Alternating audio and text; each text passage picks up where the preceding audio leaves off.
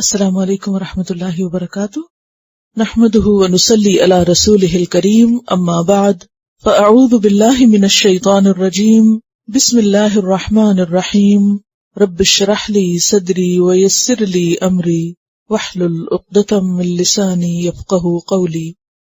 سبق نمبر 182، آیت نمبر 35 سے 40 تک، لیسن نمبر 182، آیت نمبر 35 to 40۔ اللہ نور السماوات والارض، اللہ نور ہے آسمانوں کا اور زمین کا۔ نور کا لفظ مصدر ہے اور یہاں بطور مبالغہ کے آیا ہے۔ نور روشنی، جو بذات خود روشن ہو اور روشن کرنے والی چیز کے لیے بھی استعمال ہوتا ہے، یعنی نور بمانا نور اور نور بمانا منور بھی، اور یہاں اللہ تعالی کے اسماء حسنی میں سے ہے۔ تو اللہ نور ہے آسمانوں اور زمین کا، یعنی اپنی ذات میں نور ہے، اس کی صفات نور ہے، اس کا کلام نور ہے۔ اور پھر نور بھی دو طرح کا ہوتا ہے، ایک نور حقیقی جو غیر مخلوق ہوتا ہے، اور دوسرا نور جو مخلوق ہے، یعنی نور غیر مخلوق اور نور مخلوق۔ تو اللہ کون سا نور ہے؟ جو غیر مخلوق ہے۔ تو اللہ نور السماوات والارض، اللہ نور ہے آسمانوں اور زمین کا، جیسے نبی صلی اللہ علیہ وسلم کی دعاؤں میں سے ایک دعا میں آتا ہے، اعوذ بنور وجہک الذی اشرقت لہ الظلمات، میں تیرے چہرے کے نور کی پناہ لیتا ہوں جس سے تمام تاریکیاں روشن ہو گئیں۔ تو گویا نور بمانا منور، روشن کرنے والا۔ ایک اور حدیث میں آتا ہے کہ حجابہ نور، کہ اللہ کا حجاب یا نقاب جو ہے وہ نور ہے، یا نور اللہ کا حجاب ہے۔ اگر وہ اس کو کھول دے تو اس کے چہرے کی چمکار یا اس کا نور ان ساری چیزوں کو جلا دے جہاں تک اس کی نگاہ پہنچے۔ تو جب ہم کہتے ہیں کہ اللہ نور ہے آسمانوں اور زمین کا، تو اس کا معنی کیا ہوا؟ کہ اللہ زمین و آسمان کو منور کرنے والا ہے، روشن کرنے والا ہے۔ یہ نہیں کہ زمین و آسمان کے اندر اللہ موجود ہے، یہ معنی نہیں ہے اس کا، بلکہ زمین و آسمان میں یا پوری کائنات میں جو کچھ بھی ہمیں نظر آ رہا ہے یا جو بھی ہم دیکھ رہے ہیں، اس کی طرف دراصل ہماری رہنمائی اللہ نے کی ہے۔ اللہ ہی ان چیزوں کا خالق ہے اور ان چیزوں کو ہمیں دکھانے والا ہے، اور پھر ان چیزوں کی رہنمائی کرنے والا بھی وہی ہے۔ تو اللہ تعالی کا نور غیر مخلوق ہے، وہ اپنی ذات میں نور ہے، اپنی صفات میں نور ہے، اپنی آیات میں نور ہے، اپنے کلام میں نور ہے۔ اور نور کی دوسری قسم جو نور مخلوق ہوتی ہے، یہ پھر آگے دو قسم کی ہوتی ہے۔ یعنی سب سے پہلے تو نور خود دو قسم کا ہے، ایک مخلوق اور دوسرا غیر مخلوق۔ تو اللہ کون سا نور ہے؟ غیر مخلوق۔ اور جو نور مخلوق ہے، یعنی وہ نور جو اس نے بنایا ہے، وہ پھر دو طرح کا ہے۔ نور مخلوق دو طرح کا ہے، ایک حسی اور دوسرے معنوی۔ حسی نور کون سا ہے؟ مثلا سورج، چاند، ستارے۔ اور معنوی کون سا ہے؟ نور ایمان، علم کا نور، نور ہدایت جو مومن کے دل میں ہوتا ہے۔ اللہ نور السماوات والارض، کیا سمجھ میں آ رہا ہے؟ کیا محسوس ہو رہا ہے؟ بہت مشکل ہے سمجھنا، آسان نہیں ہے، گراسپ کرنا مشکل ہوتا ہے۔ ہر چیز کی رہنمائی کرنے والا، ہر چیز کو روشن کرنے والا، ہر چیز کو بنانے والا وہ ہے۔ یہ نہیں کہ یہ ہر چیز اللہ ہے، یہ یاد رکھیے۔ آسمان و زمین کا وہ خالق ہے، ہادی ہے، مالک ہے، ان کی رہنمائی کرنے والا ہے، اور اسی کی وجہ سے یہ سب کچھ ہے۔ ٹھیک ہے؟ تو اللہ نور السماوات والارض، یعنی پوری کائنات کس کی وجہ سے روشن ہے؟ اللہ کی وجہ سے۔ مثل نورہ، اس کے نور کی مثال، مثل نورہ، اور ابن مسعود نے یہاں کہا کہ فی قلب المؤمن، اللہ کے نور کی مثال جو مومن کے دل میں ہے. یعنی کون سا نور؟ کس نور کی مثال؟ جو مومن کے دل میں ہے، جس کے ذریعے وہ رہنمائی پاتا ہے. اس کی مثال اب دی جائے گی آیت کے اگلے حصے میں، کہ اللہ کا نور جو مومن کے دل میں ہے اس کی مثال کمشکاتن، مانند مشکات کے ہے. اور مشکات کہتے ہیں طاق کو، طاقچہ، دیوار کے اندر گہری جگہ جہاں چراغ رکھا جاتا ہے. تو مثل نورہ کمشکاتن، تو اس کا نور جو مومن کے دل میں ہے وہ ایک مشکات کی طرح ہے. فیہا، جس میں کس میں؟ مشکات میں. مصباحن، ایک چراغ ہے. تو مصباح چراغ ہے جو خوب روشنی کرتا ہے، جس سے روشنی حاصل ہوتی یا روشنی کا ذریعہ ہے. آلات کس لیے ہوتے ہیں؟ ٹولز کو آلات کہتے ہیں نا. تو مصباح چراغ کس کام کے لیے ہوتا ہے؟ ایک ٹول ہے. ٹارچ کیا ہے؟ ٹول ہے. کس کے لیے؟ روشنی کرنے کے لیے. فیہا مصباح، یعنی اس طاق میں، یعنی طاق کو آپ یوں سمجھے جیسے کھڑکی ہوتی ہے نا، تو کھڑکی تو کھلی ہوتی ہے دوسری طرف سے، آر پار دیکھ سکتے ہیں. لیکن طاق جو ہوتا ہے وہ صرف ایک طرف سے کھلا ہوتا ہے، تین طرف سے بند ہوتا ہے دیوار کے اندر. اس کو بھی آلہ بولتے ہیں. فیہا مصباح، المصباح فی زجاجہ، مصباح یا چراغ زجاجہ میں ہے. اور زجاجہ کہتے ہیں شیشے کو، قندیل، فانوس. ریفلیکٹر جو ہوتا ہے نا، یعنی آپ دیکھیے کہ مختلف چیزیں جن سے ہم روشنی حاصل کرتے ہیں وہ عام طور پر ریفلیکٹر کے اندر ہوتی، یعنی شیشے کے اندر ہوتی. اور اس سے کیا فائدہ ہوتا ہے کہ وہ روشنی کئی گنا زیادہ تیز ہو جاتی. مثلاً اس وقت بھی آپ یہ چھت پہ لگے ہوئے بلب کو دیکھیے، تو یہ بلب چھت کے اندر کس کے بیچ میں ہے؟ شیشے کے بیچ میں ہے. تو اس سے آپ کو جلدی بات سمجھ میں آئے گی. تین طرف سے بند ہے اور صرف ایک طرف سے کھلا ہے. تو اس کا فائدہ کیا ہے؟ روشنی ایک ہی طرف جائے گی، اور تین طرف سے بند ہونے کی وجہ سے وہ سارے کی ساری کنسنٹریٹ کرے گی ایک خاص نقطے پر. تو المصباح فی زجاجہ، تو زجاجہ کا یہ فائدہ ہے. اگر اس کا یہ زجاجہ، یہ شیشہ ہٹا دیا جائے تو اس کی روشنی کم ہو جائے گی. اور اگر اس کو اس کے خول سے نکال کے باہر لٹکا دیا جائے تو کیا ہوگا؟ چاروں طرف پھیل جائے گی، لیکن جو اس کا ایفیکٹ اس وقت ہے وہ نہیں ہوگا. اسی طرح پہلے زمانے میں بجلی کے بلب نہیں ہوتے تھے، بلکہ لوگ کینڈلز کی طرح دیے جلایا کرتے تھے. دیے جو جلتے تھے وہ تیل کے اندر ایک بتی سی، جس کو عربی میں فتیل کہتے ہیں، وہ رکھ کے اس کو جلاتے تھے. جیسے کینڈل کا دھاگا ہوتا ہے تو وہ تیل جلتا تھا، اور اگر اس کو سامنے رکھ دیا جاتا تو ہوا کا ایک جھونکا اس کو بجھانے کے لیے کافی ہوتا تھا. تو ہواؤں سے اور ماحول کی کثافت سے بچانے کے لیے عموماً اس کے ارد گرد شیشہ رکھ دیا جاتا.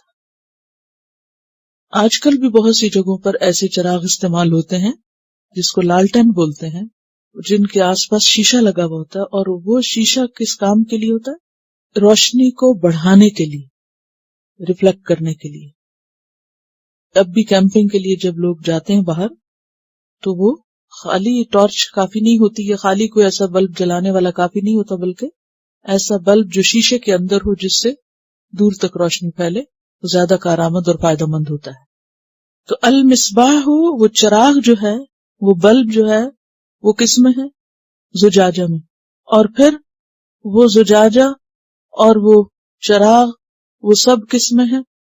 طاق میں ہے. یعنی پھر آپ دیکھیں چھت کے اندر ہے یہ سب کچھ. حالانکہ اس کو باہر بھی نکال کے لگایا جا سکتا تھا یا نہیں؟ تو اندر لگانے کا ایک خاص مقصد ہے نا، اس سے روشنی کا ایفیکٹ فرق ہوتا ہے. الزجاجۃ، شیشہ، کأنہا، گویا کہ وہ، یعنی شیشہ ایسا ہے گویا کہ وہ کوکبن، ستارہ ہو. یعنی شیشے کا کام ستارے کی طرح. درّیٌ چمکدار، چمکتا موتی جیسے، چمکدار ستارہ. سورج نہیں کہا اور نہ ہی چاند کہا، بلکہ ستارہ کہا ہے، کیونکہ سورج کو کبھی گرہن لگ جاتا ہے، کبھی چاند کو گرہن لگ جاتا ہے، یعنی ستاروں کو گرہن نہیں لگتا. اور یہ عام ستارہ نہیں ہے بلکہ چمکدار تیز ستارہ ہے، تیز روشنی والا ستارہ ہے، اس سے تشبیہ دی جا رہی ہے. اچھا، درّیٌ کا روٹ دال رے رے ہے. درٌ موتی کے لیے بھی استعمال ہوتا ہے نا، چمکدار موتی، لؤلؤ. اور ایک اور مادہ اس کا دال رے حمزہ بھی بتایا جاتا ہے، درء. فَدَّرَأْتُمْ کیا معنی بتایا تھا درء؟ ابھی سورۃ نور میں بھی آپ نے یہ روٹ پڑھا. فَدْرَأُ عَنْهَا الْعَذَابَ دور کر دے گی اپنے سے، ہٹا دے گی اپنے سے سزا. یدرأ تو درء سے. درء کا مطلب کیا ہوتا ہے؟ دور کرنا، ہٹانا. تو ستارہ کیا کرتا ہے؟ دور کرتا ہے کس کو؟ اندھیروں کو، چمک کر. تو یوقد جلایا جاتا ہے کیا؟ مصباح، چراغ. من شجرۃ ایک درخت سے، یعنی اس کے تیل سے. زیت شجرہ ہے مراد. مبارکۃ بابرکت، بابرکت درخت. کون سا؟ زیتونۃ زیتون کا. پہلے زمانے میں مختلف طرح کے تیل دیے جلانے کے لیے استعمال کرتے تھے، لیکن ان سب میں بہترین تیل زیتون کا تیل ہوتا تھا، کیونکہ اس کا دھواں کم اور روشنی زیادہ. تو یہ چراغ جلایا جاتا ہے زیتون کے مبارک درخت کے تیل سے، یعنی یہ اس کا سورس ہے. لا شرقیۃ وہ درخت ایسا ہے جو شرقی نہیں، مشرق والا نہیں. ولا غربیۃ اور نہ غربی ہے، یعنی مغرب والا بھی نہیں، بلکہ ان دونوں کے درمیان ہے. اس کے بھی دو معنی کیے گئے ہیں. ایک معنی تو یہ کہ درخت ایسی جگہ نہیں کہ جہاں اسے صبح کی روشنی یا شام کی روشنی، یعنی سورج کے طلوع ہوتے وقت یا غروب کے وقت کچھ روشنی ملے، بلکہ وہ ایسی جگہ پر ہے، ایسے مقام پر ہے جہاں وہ چاروں طرف سے روشنی لیتا ہے. سورج کسی بھی طرف ہو وہ اس کے سامنے ہی رہتا ہے، جس کی وجہ سے وہ خوب پھلا پھولا ہے. اور ایسا درخت جس کو ہر طرف سے روشنی ملے اس کا پھل بہترین پھل ہوتا ہے، اور جس کا پھل بہترین ہے اس کا تیل بھی بہترین ہے. اور یہ بھی یاد رکھیے کہ زیتون کا تیل جو ہے وہ صرف پھل سے نہیں نکلتا بلکہ درخت سے بھی آتا ہے. دوسرا معنی اس کا یہ ہے کہ یہ پودا یعنی زیتون کا درخت زمین کے درمیانے حصے میں اگتا ہے زیادہ، یہ بہترین پھل وہاں آتا ہے. مشرق، فار ایسٹ یا مغرب، ویسٹ، وہاں زیتون نہیں اگتا. زیتون زمین کے ان حصوں میں اگتا ہے جو زمین کا وسط ہے، یعنی یہ پودا نہ ایسٹرن ہے نہ ویسٹرن ہے بلکہ دونوں کے بیچ میں ہے. طور سینا کی بات آتی، مڈل ایسٹ سے کہتے، مڈل ایسٹرن ہے لیکن وہ بھی ایسٹ نہیں ہے بلکہ سینٹر ہے، یعنی شام کا علاقہ جو اس کی بہترین پیداوار کے لیے مشہور ہے. لا شرقیت ولا غربیت یکادو قریب ہے. زیتھا اس کا تیل، کس کا تیل؟ درخت کا تیل یا زیتون کا تیل. یدیء چمک اٹھے، روشن کر دے. ادا یدیء ادا روشن کرنا. ولو لم اور اگرچہ نہ، تمسسہ چھوئے اس کو، پکڑے اس کو، نار آگ، یعنی آگ نہ بھی اس کو ٹچ کرے تو بھی وہ چمکتا تیل ہے. اگر آپ کبھی زیتون کے تیل کو کسی برتن میں رکھا ہوا دیکھیں تو اس کی اپنی بھی ایک خاص چمک، اور اگر اس سے چراغ روشن کیا جائے تو بہت ہی روشنی ہو جائے گی، اور اگر چراغ نہ بھی روشن کیا جائے تو تیل اٹ سیلف بھی چمکدار ہے، روشن ہے. وَلَوْ لَمْ تَمْسَسْهُ نَارٌ یعنی ہر حال میں اس کے اندر خیر ہی خیر ہے. اور مبارک کا کیا معنی ہوتا ہے؟ بابرکت. اور برکت کس کو کہتے ہیں؟ الخیر الکثیر الثابت. برکت کیا ہے؟ الخیر الکثیر الثابت، خیر کثیر جو ثابت ہے، یعنی واقعی خیر ہے. تو وہ اتنا بابرکت ہے کہ آگ چھو جائے تو بھڑک اٹھے، جیسے پیٹرول کو آگ لگتی تو بھڑک اٹھتا ہے، اور اگر نہ بھی چھوئے اس کو آگ تو بھی وہ روشن ہے. نور علی نور، نور اوپر نور کے، یعنی پہلا نور کیا ہے؟ مصباح، اور دوسرا نور آگ. تو نور پر نور، یعنی تیل خود بھی چمکدار ہے، اور جب اس کو آگ لگتی ہے تو مزید وہ روشن ہو جاتا ہے۔ تو پہلا نور کیا ہے؟ تیل کہہ لیں، مصباح میں تیل ہے۔ یہد اللہ، ہدایت دیتا ہے اللہ، رہنمائی کرتا ہے اللہ، لنورہ، اپنے نور کی طرف۔ اور اللہ کا نور کیا ہے؟ مراد ہے یہاں وحی، دین اسلام۔ من یشاء، جس کو وہ چاہتا ہے۔ اور یاد رکھیے جہاں بھی اللہ کی مشیت کا ذکر ہوگا وہ مشیت کس کے ساتھ ہے؟ حکمت کے ساتھ ہے۔ اللہ کی مشیت حکمت کے ساتھ ہے۔ کیا معنی؟ کہ اللہ تعالی کسی کے حق میں برا نہیں چاہتا۔ اللہ تو سب کو ہدایت دینا چاہتا ہے اور سب کے اندر فطرت سلیم رکھی ہے، ہدایت دے کے ہی بھیجا ہے۔ یہ الگ بات ہے کہ ماحول کی خرابی انسان کی فطرت کو مسخ کر دیتی ہے۔ تو مراد اس سے یہ ہے کہ جس کی طلب صادق ہوگی، جس کی نیت سچی ہوگی، کھری خالص ہوگی، اللہ اس کو راہ دکھا دے گا، اس کو اس نور تک پہنچا دے گا، وہ اس کو وہاں لے جائے گا۔ یہدی، راہ دکھانا۔ وَيَضْرِبُ اللَّهُ، اور بیان کرتا ہے اللہ، الامثال، مثالیں۔ اور مثال کیا ہوتی ہے؟ مثال کس لیے بیان کی جاتی ہے؟ بات سمجھانے کے لیے، معقول کو محسوس سے سمجھانے کا طریقہ۔ معقول کیا ہوتا ہے؟ جو آپ کی عقل میں ہے، اور محسوس کیا ہوتا ہے؟ جو سامنے نظر آتا ہے۔ تو معقول کو محسوس سے واضح کرنا مثال بیان کرنا ہوتا ہے۔ نہیں سمجھ آئے؟ مشکل بات ہے، ذہن کھولنے والی بات ہے۔ تھوڑی سی تکلیف اٹھا لیں تو انشاءاللہ زیادہ لطف آئے گا پھر چیزیں پڑھنے کا۔ معقول کیا ہوتا ہے؟ جو بات آپ سوچ رہے ہیں، مثلا آپ کے دماغ میں، مثلا میرے دماغ میں سفید رنگ، تو اب کیسے بتاؤں کہ سفید کیا ہوتا ہے؟ اگر میں یہ کہوں کہ یہ کاغذ سفید ہے تو یہ کیا ہے؟ محسوس، یو کین سی اٹ، حس، یعنی آنکھ سے آپ اس کو دیکھ سکتے۔ تو جو میرے ذہن میں تھا خیال، اس کو میں نے کس سے ریلیٹ کیا؟ اس چیز سے جو نظر آ رہی ہے، یعنی وہ جو نظر نہیں آ رہا آپ کو، اس کو سمجھانے کے لیے کس کا سہارا لیا گیا؟ جو نظر آ رہا ہے۔ تو اس کو کہتے ہیں مثال بیان کرنا۔ ضرب مثل، مثال ماری گئی، یعنی ایک چیز کو دوسرے کے اوپر چسپاں کرنا، لگانا۔ اور اس کا مقصد کیا ہوتا ہے؟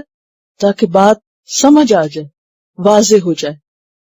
اللہ تعالی نے ایک ایسی چیز کو جو انسان کے اندر ہے، معقول ہے، یعنی ایمان کی شکل میں، نور ہدایت کی شکل میں، جو دل کے اندر ہے، جو اللہ روشنی ڈالتا ہے، اس کو سمجھانے کے لیے اس نے ایک مثال بیان کی ہے، چراغ سے، چراغ کی روشنی سے، تاکہ بات اچھی طرح واضح ہو جائے۔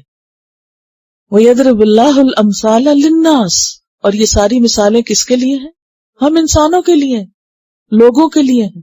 وَاللَّهُ بِكُلِّ شَيْءٍ عَلِيمٌ، اور اللہ ہر چیز کو جاننے والا ہے، علیم، خوب خوب جاننے والا ہے، ظاہری چیزوں کو بھی جاننے والا ہے اور چھپی ہوئی چیزوں کو، مخفی چیزوں کو بھی۔ عالم الغیب والشہادہ، غیب اور حاضر سب کا جاننے والا ہے۔ تو اللہ تعالیٰ نے تو مثال بیان کر دی، امتحان ہے ہماری عقلوں کا کہ ہم نے اس سے کیا سمجھا۔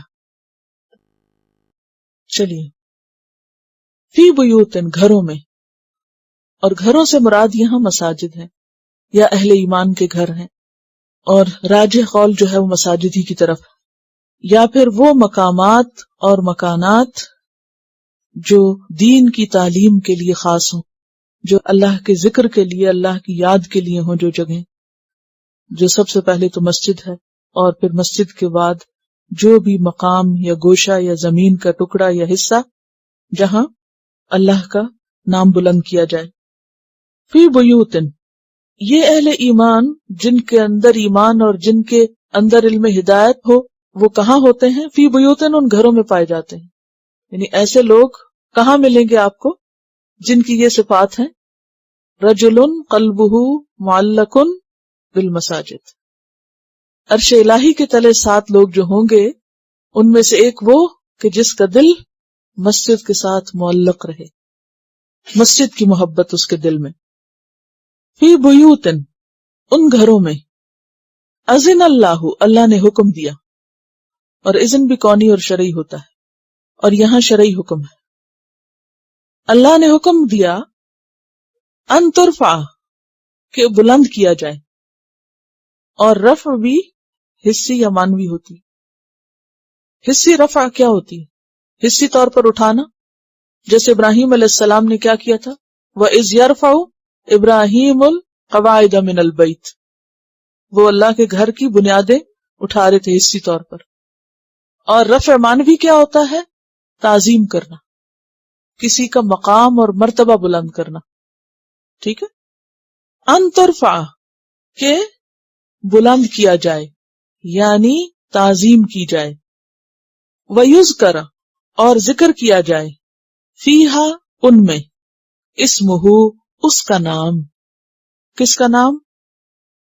اللہ کا نام، یعنی اللہ کا نام ان میں لیا جائے. تو اسم سے مراد اللہ کا نام، اللہ کی توحید بیان کرنا.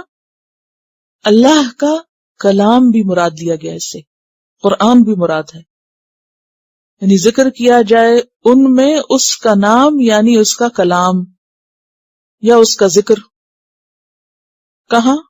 مساجد میں یا مومنوں کے گھروں میں، کیونکہ مومن کے لیے تو پوری زمین ہی مسجد ہے سوائے حمام کے اور قبرستان کے.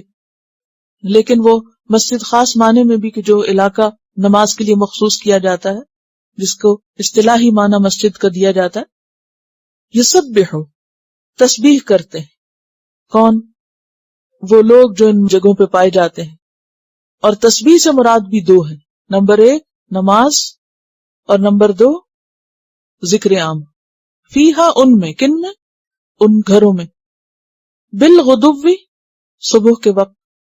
غدا یغدو سے غدون مصدر ہے اور جمع کے معنی میں ہے یہاں، یعنی صبحوں کے وقت. والآصال، اور پچھلے پہر یا شام کے وقت. آصال جمع ہے اصیل کی. عصر سے مغرب کا وقت، آخر النہار جس کو کہتے ہیں. اگر اس سے مراد یسبح سے نماز پڑھنا لیا جائے تو کون سی نمازیں ہوں گی؟ فجر اور عصر.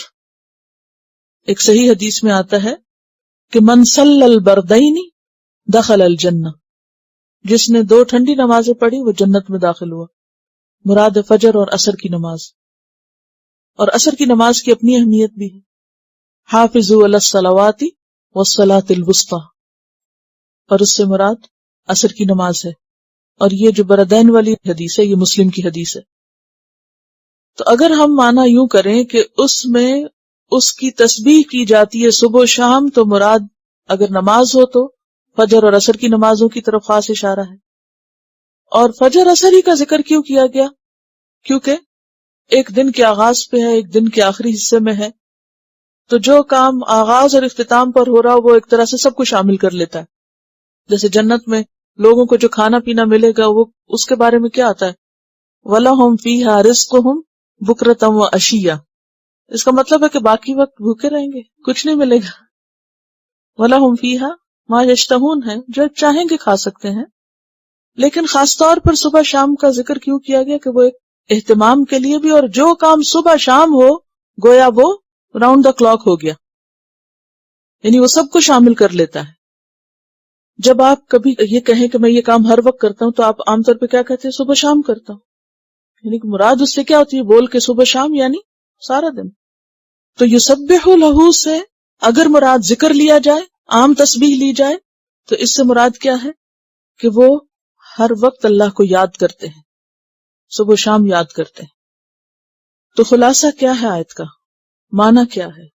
مفہوم کیا ہے؟ فی بیوت اذن اللہ ان ترفع ویذکر فیہا اسمہ، ایسے گھروں میں جن کی نسبت اللہ نے حکم دیا کہ وہ بلند کیے جائیں اور ان میں اس کا نام ذکر کیا جائے، ان میں صبح و شام اللہ کی یاد کرتے ہیں. کون لوگ یاد کرتے ہیں؟ یہ جن کے دلوں میں نور ہے، نور ایمان اور نور ہدایت ہے. یہ نور ایمان اور نور ہدایت ان کے عمل سے ظاہر ہوتا ہے، اور ان کا عمل ایک دائمی اور مستقل عمل ہوتا ہے. اور وہ خاص طور پر مخصوص جگہوں پر مخصوص طریقے سے بھی ہوتا ہے.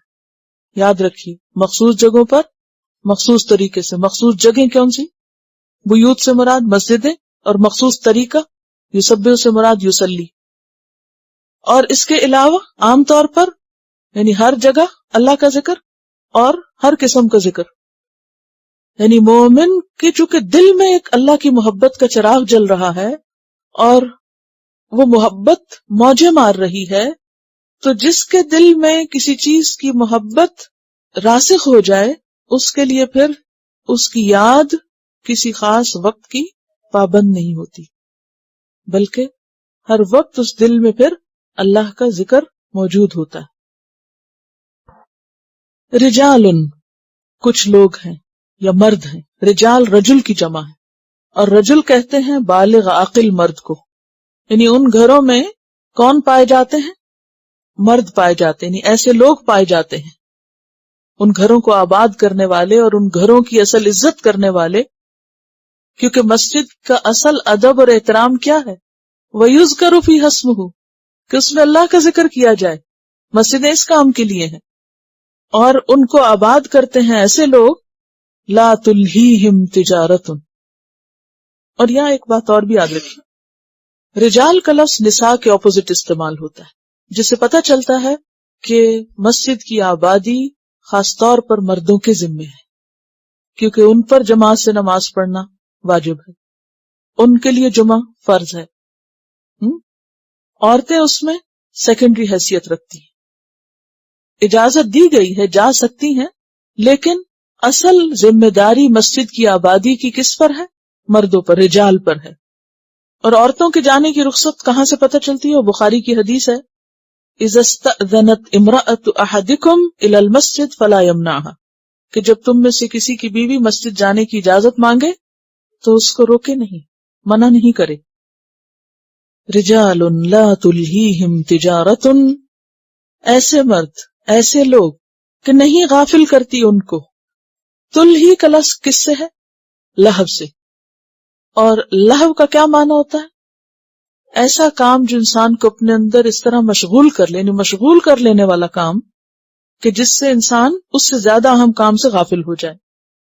رجال لا تلہیہم تجارت ولا بیع، ایسے لوگ کہ نہیں غافل کرتی ان کو تجارت اور نہ بیع. اب پہلے تجارت آیا پھر بیع آیا. تجارت کیا ہوتا ہے؟ لین دین.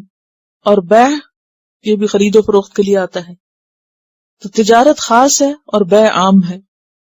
تو یہاں پر پہلے خاص چیز کا ذکر کیا گیا، پھر عام چیز کا ذکر کیا گیا، اور بتانا یہ مقصود ہے کہ یہ ساری مشغولیت، یعنی وہ لوگ جن کو تجارت اور خرید و فروخت کی مشغولیت جو ہے وہ غافل نہیں کرتی. کس سے؟ عن ذکر اللہ، اللہ کے ذکر سے، اللہ کے قرآن سے، اللہ کی کتاب سے، اللہ کی یاد سے. اور کس سے؟ وَإِقَامِ الصَّلَاةِ، نماز قائم کرنے سے. یہ نہیں کہا گیا کہ نہ وہ خرید و فروخت کرتے ہیں، نہ ہی کوئی اور کام کاروبار کرتے ہیں اور بس وہ صرف مسجد میں رہتے ہیں. کیا کہا گیا؟ کہ وہ دنیا میں رہتے ہیں، دنیا کے کام کاج بھی کرتے ہیں، لیکن جب نماز کا وقت ہوتا ہے، جب مسجد میں حاضری کا وقت ہوتا ہے، جب ذکر کا موقع ہوتا ہے تو وہ فوراً سب کچھ چھوڑ کر خواہ کتنے بھی مصروف ہوں، کتنے بھی مشغول ہوں، وہاں پہنچ جاتے ہیں اور مسجدوں کو آباد کرتے ہیں. دیکھیے اگر کوئی مسجد جائے ہی نہ تو مسجد کہاں سے آباد ہوگی؟ اگر کوئی وہاں جا کر نماز ہی نہ پڑھے، جا کے پیچھے بیٹھا رہے، ادھر ادھر کھیلتا رہے یا اور کام کاج میں مشغول رہے، تو یہ تو آبادی نہیں مسجد کی. مثلا اگر کوئی کہے کہ بھی ویسے تو مجھے نہیں ٹائم ملتا، ہاں کبھی مسجد کو ضرورت ہو تو میں پینٹ کر دیتا ہوں وہاں، اور ہاں میں اس کا ساؤنڈ سسٹم ٹھیک کر دیتا ہوں، یا یہ کہ میں چاہیں تو کارپیٹ بچھوا دیتا ہوں، لیکن نماز وغیرہ آپ خود ہی پڑھا کریں، تو یہ آبادی نہیں ہے اس کی. مسجد کی آبادی کس سے ہے؟ نماز ادا کرنے سے ہے، اللہ کا ذکر کرنے سے ہے. تو اس سے یہ بھی پتہ چلتا ہے کہ مسجد میں اقام الصلاۃ کے علاوہ بھی اللہ کا ذکر ہوگا، نہیں تعلیم بھی ہوگی، خطبہ بھی ہوگا. وَإِقَامِ الصَّلَاةِ، اور اقامت الصلاۃ کیا ہے؟ کہ وقت پر نماز، یعنی کہ جب جی چاہے مسجد کھولیں اور اذان دے دیں، کوئی وقت مقرر نہ ہو یا کوئی ڈسپلن نہ ہو، تو یہ بھی مسجد کی آبادی میں خلل اندازی والی بات ہے. کیونکہ اگر کوئی وقت مقرر نہیں ہوگا تو لوگ آئیں گے ہی نہیں. کیوں؟ وہ کہیں گے معلوم نہیں کس وقت نماز کا وقت ہے، تو کیا کرنا جا کے. وہ ایتاء الزکاۃ، اور زکوٰۃ ادا کرنے سے. اور زکوٰۃ کا حکم خاص طور پر اس لیے دیا گیا کہ پیچھے تجارت اور بیع کی بات ہوئی کہ وہ تجارت اور بیع اور خرید و فروخت میں مال کمانے میں ایسے مشغول نہیں ہوتے کہ وہ اللہ کا حق اور بندوں کا حق دینا بھول جائیں، کہ اس کام میں اتنی مشغولیت ہو کہ وہ زکوٰۃ کا حساب ہی نہ کر پائیں، یا صرف مال جمع کرنے پر ہی توجہ رہے ان کی. یخافون یوما، وہ ڈرتے ہیں اس دن سے. کس دن سے؟ قیامت کے دن سے. کیسا ہے وہ دن؟ تتقلب، الٹ پلٹ ہو جائیں گے. فیہ، اس میں. کیا؟ القلوب، دل، قلب کی جمع. والابصار، اور نگاہیں، بصر کی جمع. کس سے؟ خوف سے.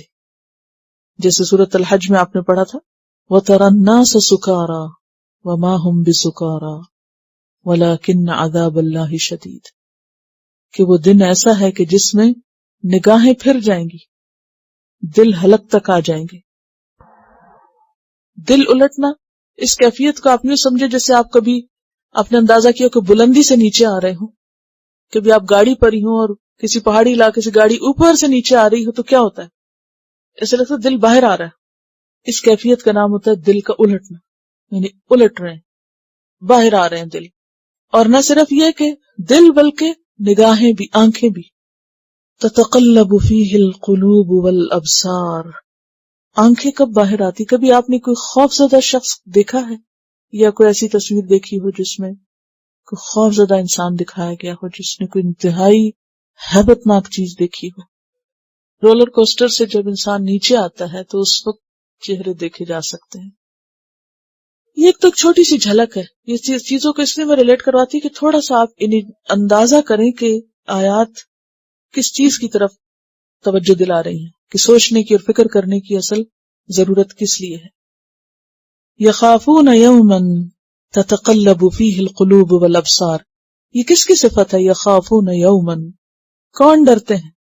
یہ رجال، یہ لوگ جو مسجدیں بھی آباد کرتے ہیں اور جو اللہ کا ذکر بھی کرتے ہیں اور جن کے دلوں میں شاعر اللہ کا ادب اور احترام بھی ہے. لیجزیہم اللہ احسن ما عملوا، پھر اللہ بھی ان کو بدلے میں کیا دے گا؟ تاکہ جزا دے ان کو اللہ احسن. احسن افعال التفضیل کا صیغہ ہے، سب سے بہترین، سب سے اچھی. ما عملوا، جو انہوں نے عمل کیے. تو جزا کس چیز کی ہوتی ہے؟ عمل کی، بے عملی کی تھوڑی ہوتی ہے.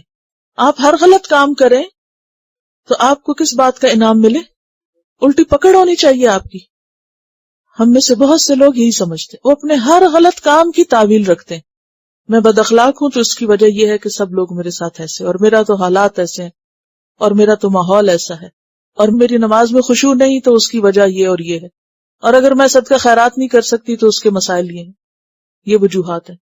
ہر غلط کام کی حجت، تعویل، بہانہ ڈھونڈ کے رکھا ہوا ہے. تو پھر کریں گے جو سامنے تو وہی آئے گا. وَوَجَدُوا مَا عَمِلُوا حَاضِرًا لِيَجْزِيَهُمُ اللَّهُ أَحْسَنَ مَا عَمِلُوا. تو کیا ہے؟ جتنا احسن عمل ہوگا اتنی ہی احسن جزا ہوگی.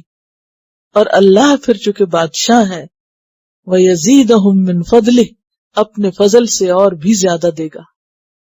صرف عمل نہیں بلکہ اس کو کئی گنا بڑھا دے گا.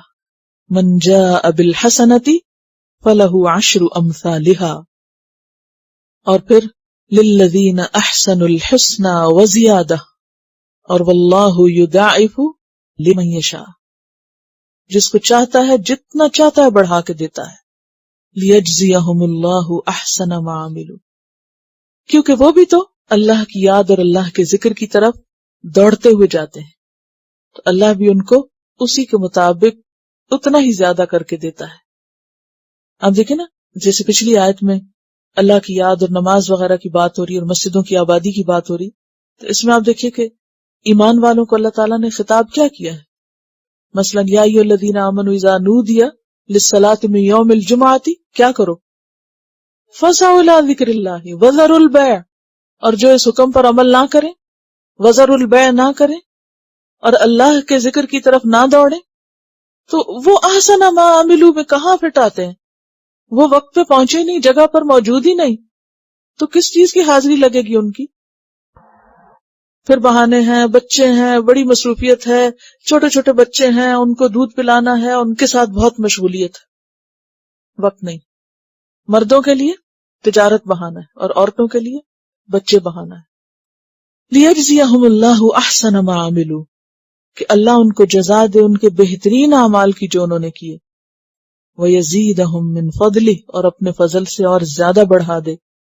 واللہ یرزق من یشاء بغیر حساب، اور اللہ رزق دیتا ہے جس کو چاہتا ہے بغیر حساب کے، کیونکہ لوگ ڈرتے ہیں نا کہ پھر گاہک چلے جائیں گے، دکان بند کی تو پھر کاروبار رک جائے گا اور ترقی رک جائے گی، تو یہ کیسے ہو کہ سب کام چھوڑ کر ہر تھوڑی دیر کے بعد دکان بند کر دی جائے؟ نہیں، جو رزق تمہارے حصے میں ہے وہ تمہیں ملے گا، اس تھوڑے میں بھی برکت ہو جائے گی۔ والذین کفروا، اور وہ لوگ جنہوں نے انکار کیا، اب پیچھے ایمان والوں کی صفات تھی، اب ان کے برعکس دوسرے لوگوں کی۔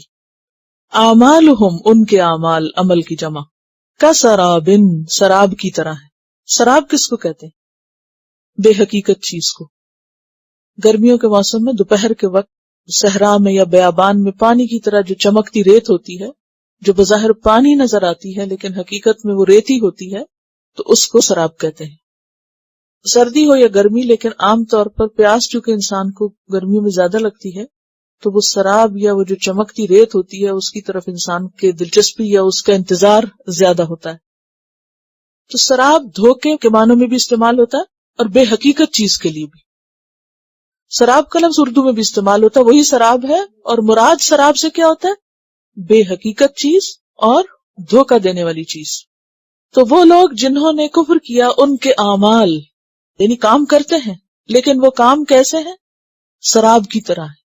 وہ سراب کیسی ہے؟ بقیعۃ، قیعہ قاع سے ہے، ہموار میدان، ایک ہموار میدان میں۔ یحسبہ الظمآن، سمجھتا ہے اس کو پیاسا، ظمآن، ظمأ یظمأ سے فعلان کے وزن پر صفت ہے یہ، جیسے رحمان، ظمآن، عطشان، جوعان، بہت پیاسا۔ یحسبہ الظمآن ماء، سمجھتا ہے اس کو پیاسا، یعنی جس کو بہت پیاس لگی ہو، وہ دور سے سراب کو دیکھ کے کیا سمجھتا ہے؟ پانی ہے، کہ جب وہاں پہنچوں گا تو کیا ہوگا؟ پانی پی لوں گا اور پیاس بجھ جائے گی۔ حتی اذا جاءہ، یہاں تک کہ جب وہ اس کے پاس آتا ہے، کس کے؟ سراب کے پاس، اس جگہ پہنچتا ہے، لم یجدہ شیئا، نہیں پاتا اس کو کچھ بھی، وہ تو پانی نہیں تھا، جو وہ سمجھ رہا تھا وہ نہیں نکلا۔ ووجد اللہ عندہ، اور پاتا ہے اللہ کو اس کے پاس، کس کے پاس؟ اس جگہ پر، سراب کے پاس۔ فوفاہ حسابہ، پھر وہ پورا پورا کر کے دے دیتا ہے اس کو اس کا حساب۔ واللہ سریع الحساب، اور اللہ جلد لینے والا ہے حساب۔ او کظلمات، یا اس کی مثال کیسی ہے؟ جیسے اندھیرے، تاریکیاں، ظلمات کس کی جمع ہے؟ ظلمت کی۔ فی بحر لجی، گہرے سمندر میں۔ لجی کے دو معنی، ایک ہے گہرا اور ایک ہے موجزن، موجیں مارنے والا۔ لجت البحر کہتے ہیں سمندر کی موجوں کا تلاطم۔ یغشاہ موج، ڈھانپے ہوئے ہو اس کو موج۔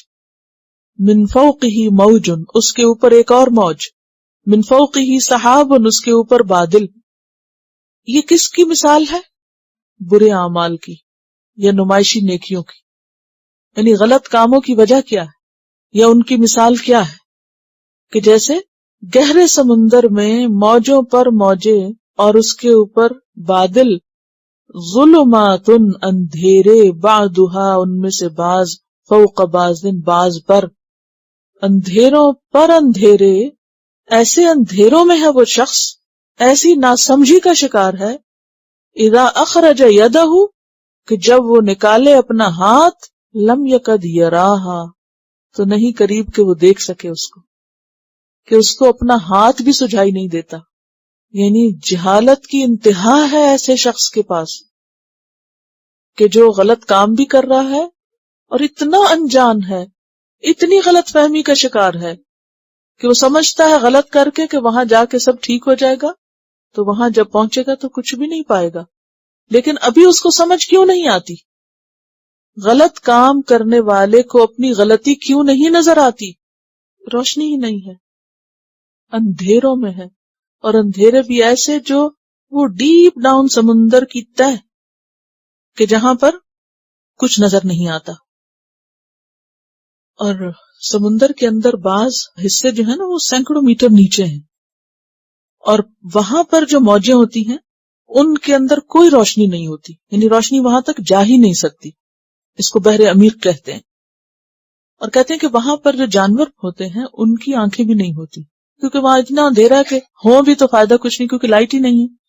لیکن اللہ تعالیٰ نے ان کو ایسے الیکٹرو میگنیٹک سینسری قسم کے اعضاء عطا کیے جس سے وہ اپنی جو غذا ہے اور جو شکار ہے ان کو اس سے سینس کر لیتے ہیں، یعنی سینسرز لگے ہوئے ہیں، اس سے پہچان لیتے ہیں اور وہاں پہنچ جاتے ہیں، اور جو کچھ کھانا پینا ہوتا ہے وہ کھا لیتے ہیں، اور اپنے دشمنوں کو بھی پتہ چلا لیتے ہیں اور اس سے اپنے آپ کو پروٹیکٹ کر لیتے ہیں.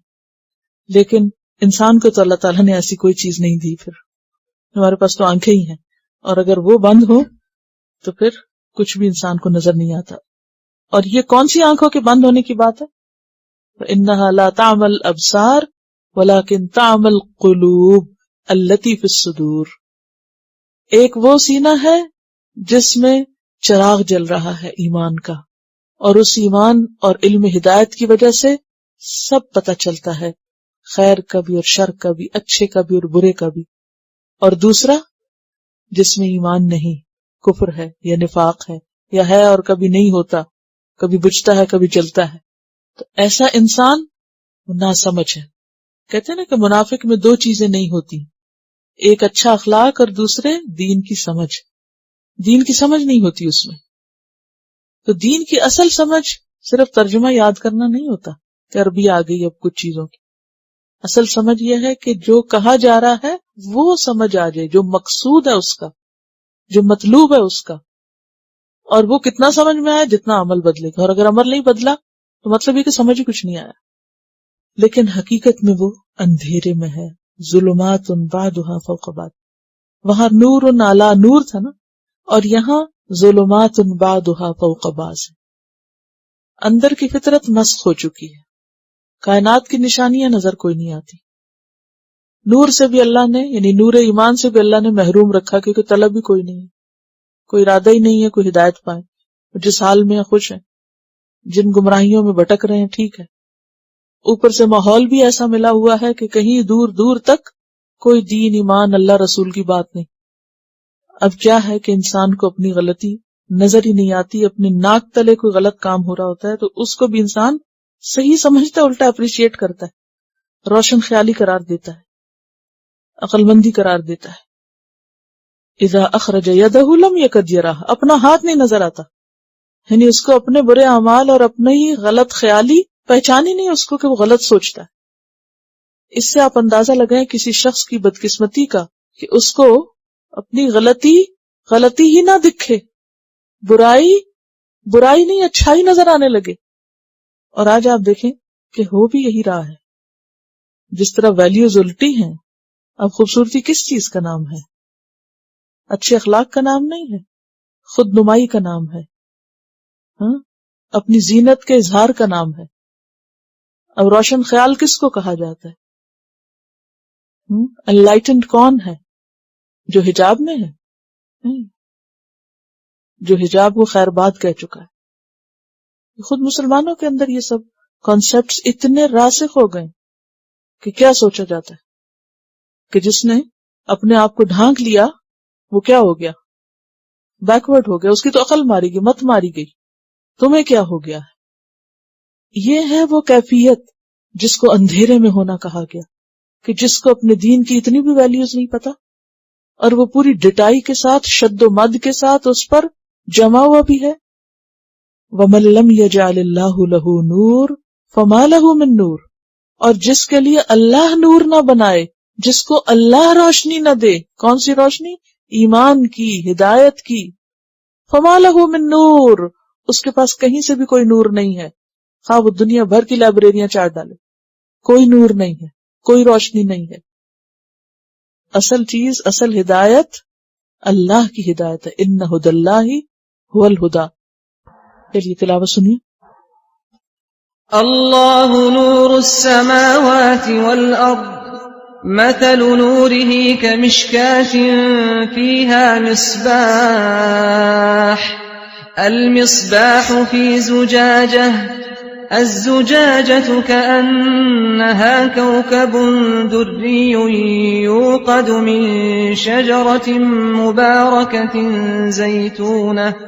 زيتونة لا شرقية ولا غربية يكاد زيتها يضيء ولو لم تمسسه نار نور على نور يهدي الله لنوره من يشاء ويضرب الله الأمثال للناس والله بكل شيء عليم.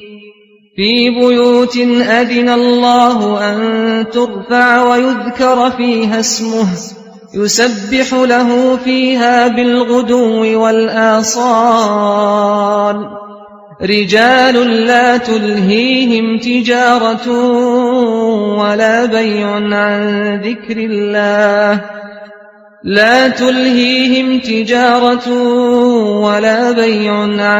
ذكر الله وإقام الصلاة وإيتاء الزكاة يخافون يوما تتقلب فيه القلوب والأبصار ليجزيهم الله أحسن ما عملوا ويزيدهم من فضله والله يرزق من يشاء بغير حساب. والذين كفروا أعمالهم كسراب بقيعة يحسبه الظمآن ماء حتى إذا جاءه لم يجده شيئا ووجد الله عنده فوفاه حسابه والله سريع الحساب. أو كظلمات في بحر لجي يغشاه موج من فوقه سحاب ظلمات بعضها فوق بعض إذا أخرج يده لم يكد يراها ومن لم يجعل الله له نورا فما له من نور. سبحانك اللهم وبحمدك